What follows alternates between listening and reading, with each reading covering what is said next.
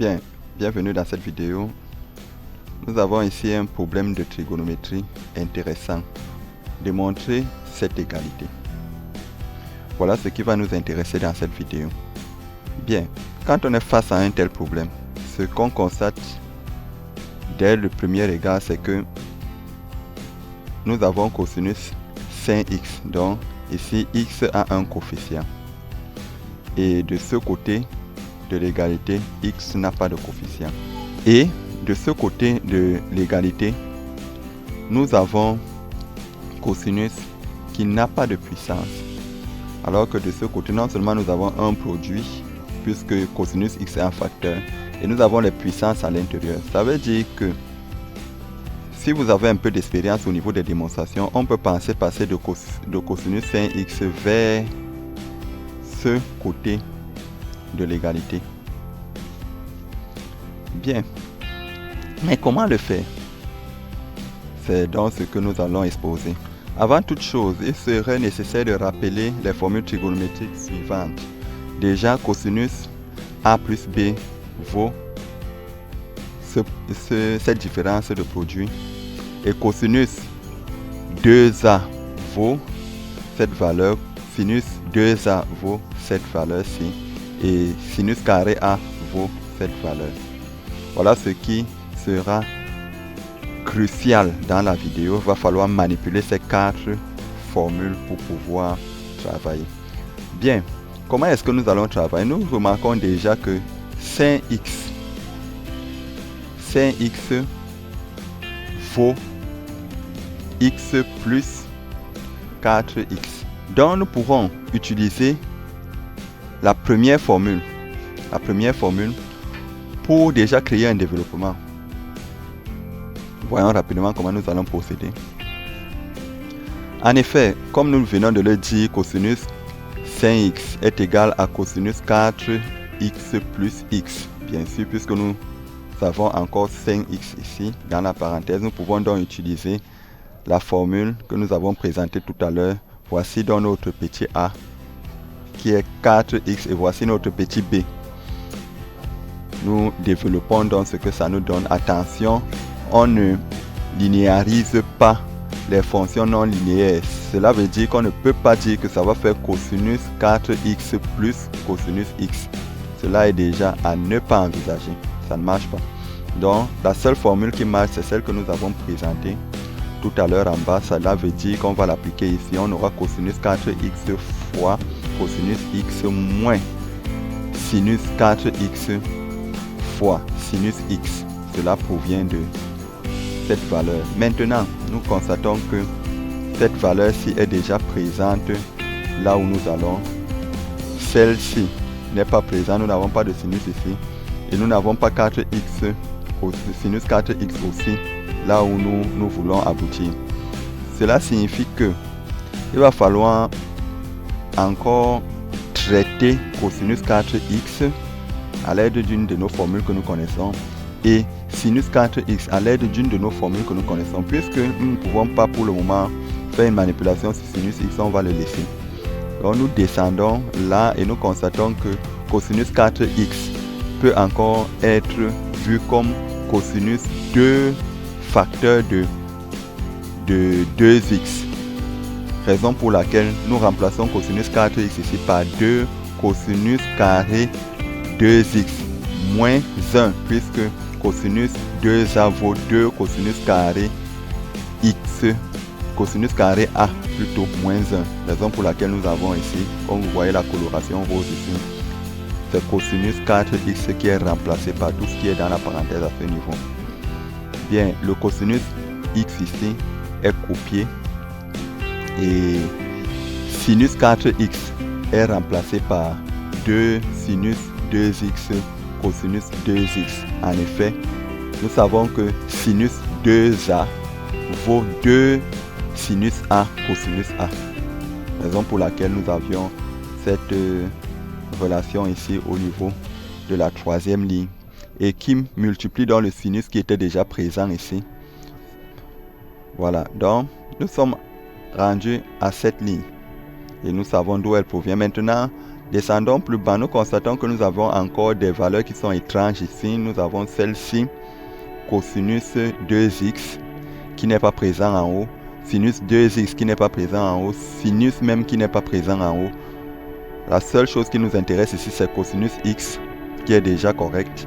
Mais même ici, nous avons toujours des valeurs que nous n'avons pas en haut. Cela veut dire cosinus carré 2x. Nous avons les cosinus à la puissance, mais pas les cosinus carré 2x. Donc, il faut encore transformer cosinus 2x.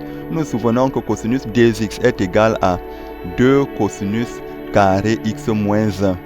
Raison pour laquelle nous remplaçons donc cosinus 2x par sa valeur.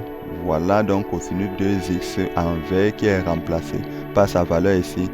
Et la puissance se retrouve donc naturellement hors de la parenthèse, puisque en vert ici c'est la valeur de cosinus 2x. Et cosinus 2x était élevé au carré. Cela veut dire que son résultat doit être élevé au carré. Bien, tout ceci était soustrait par 1.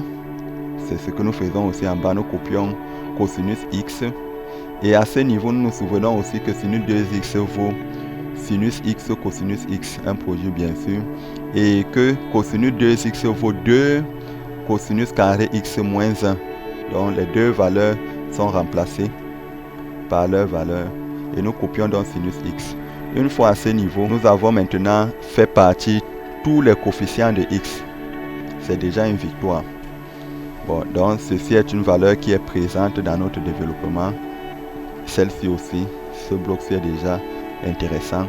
Ici, nous avons un autre sinus qui est apparu. Et là, pourtant, nous n'avons pas de sinus ici. Donc, il va falloir penser à jumeler ces deux sinus pour utiliser une relation qui va nous faire partir le sinus carré pour nous faire apparaître le cosinus carré plutôt.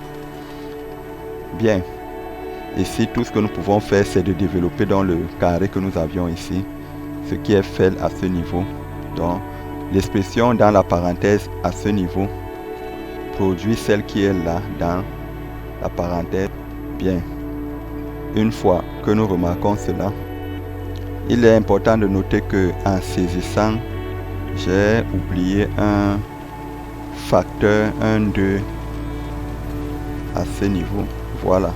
Donc, ce 2 descend donc en bas et le développement de toute cette parenthèse nous donne ceci. Ce qui nous donne donc tout le groupe ci. Et à ce niveau, nous regroupons donc les deux sinus, puisque c'est un produit partout, nous regroupons les deux sinus. Ce que nous avions fait dans la ligne qui est en bas ici. Bon, donc, une fois qu'on a développé donc le 2 si dans la parenthèse, si on se retrouve à ce niveau. Et calmement, qu'est-ce qui s'est passé? 2 fois ce membre, ça va faire 8 cosinus 4x. 2 fois moins 4 cosinus carré x, ça fait moins 8 cosinus carré x. Et 2 multiplié par 1, ça nous fait 2. Le moins 1 ci est copié. Et le cosinus x qui était déjà en facteur par rapport aux deux parenthèses qui étaient à l'intérieur reste donc en facteur par rapport au résultat de tout l'intérieur ci. Bon, donc ce membre-ci, il nous reste donc à combiner, comme je l'ai déjà expliqué, sinus ci avec celui-ci, ce qui nous fait le carré à ce niveau. Et cosinus ci et le cosinus là sont copiés, la parenthèse ci est copiée également. Bien, une fois à ce niveau, nous traitons l'intérieur de la parenthèse ci. Nous constatons donc que la parenthèse ci peut partir et il y aura un calcul qui va se faire entre 2 et moins 1, ce qui nous fait 1, le reste est copié. Donc nous avons maintenant le produit de cette parenthèse avec cosinus x. Une fois à ce niveau, le membre si nous le copions sans aucune transformation.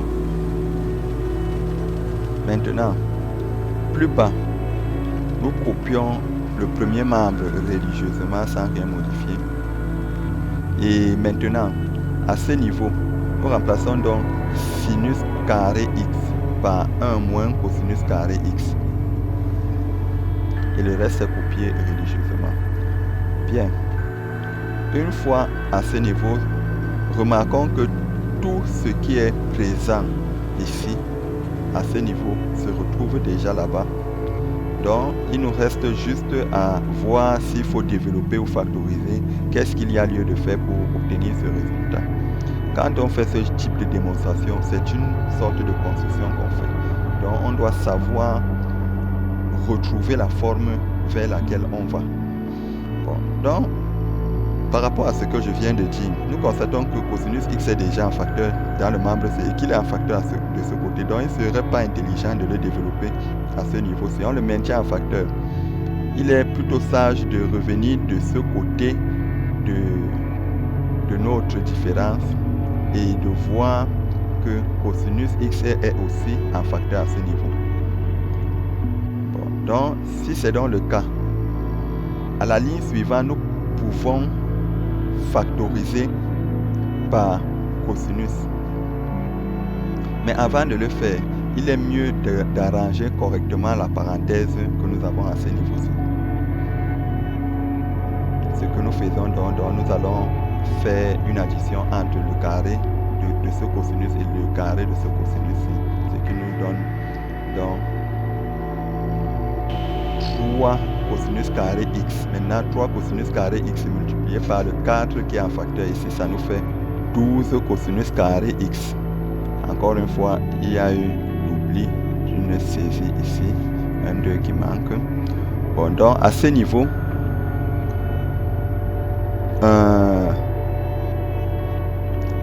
il nous reste là maintenant à développer le 4 qui est un facteur ici avec le moins 2 qui est à ce niveau, ce qui nous fait 8 cosinus 4x. 8 cosinus puissance 4x plutôt. Nous avons cette valeur. Nous avons cette valeur qui est déjà expliquée. Maintenant, on développe alors moins 4 avec moins 1, ce qui nous fait 4 à ce niveau. Bien, une fois rendu à cette ligne, nous remarquons que nous pouvons maintenant aisément factoriser par cosinus x. Nous pouvions le faire ici, mais la parenthèse était encore très désordonnée, raison pour laquelle nous avons trouvé mieux de l'arranger. Bon, maintenant, à ce niveau, nous factorisons par cosinus x. Une fois que c'est fait, nous voyons que les puissances 4 sont présentes 2 fois dans la parenthèse, les carrés de cosinus sont présents 2 fois dans la parenthèse et les chiffres seuls sont présents 2 fois aussi. Donc, il y aura un calcul naturel entre ces deux valeurs, un calcul naturel entre ces deux valeurs et un calcul entre ces deux valeurs. À la ligne suivante, donc, nous avons aisément 16 cosinus puissance 4x qui apparaît, moins 20 cosinus carré x qui apparaît, plus 5. Toutes ces valeurs apparaissent. Bon, donc, voilà ce qui achève notre preuve et pensez à vous abonner à la chaîne si vous êtes intéressé par des contenus mathématiques. N'arrêtez jamais d'étudier. Quand on arrête d'étudier, on arrête de croître. N'arrêtez jamais d'étudier. Pensez à liker la vidéo et à la partager avec vos proches. Merci et ciao. À bientôt pour une nouvelle vidéo.